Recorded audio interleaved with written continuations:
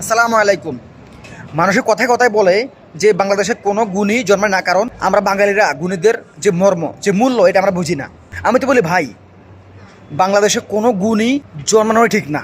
কোনো গুণী, কোনো দেশপ্রেমিক, কোনো ভালো মানুষ, কোনো বুদ্ধিজীবী, কোনো দেশপ্রেমিক, কোনো যোদ্ধা এই দেশে জন্মানোই ঠিক না।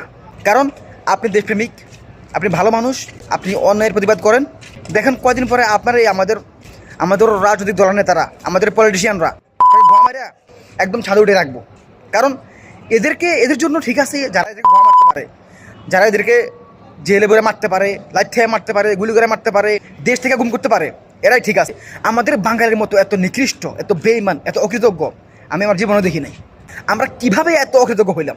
আজকে দেখেন এই যে আসিফ মাহমুদের ছবির মধ্যে জুতা মালা পড়াইছে বাঙালিরা, অথচ কয়েক মাস আগেই এই আসিফ মাহমুদের ডাকে, এই আসিফ মাহমুদের সুরের লগে বাংলাদেশের পুরো 16 কোটি মানুষ রাস্তায় নামছিল জুলাই আন্দোলনের সময়। আর আজকে কয়েক মাস পরেই তার গলা জুতে মালা পড়াইছে বাঙালিরা। মানে আমরা এত বেমান কি লাগে? আমরা যারা গোয়া মারতে পারে, যারা আমাকে গোয়া মারবো, গোয়া মারে আমরা ছাদে উড়ে রাখবো, কথা কথা লাইট খাইবো, থাপড়াবো, চোপড়াইবো, এরা ঠিক আছে। বাংলাদেশের কোনো প্রতিবাদী, কোনো বীর, কোনো যোদ্ধা, কোনো দেশপ্রেমিক, কোনো ভালো মানুষ, কোনো বিপ্লবী জন্ম না হোক। কারণ আমাদের যে অভ্যাস, আমাদের যে চরিত্র, আমাদের জন্য যারা আমরা গোয়া মারতে পারে সবার জনগণের নেতাগো, তারাই ঠিক আছে।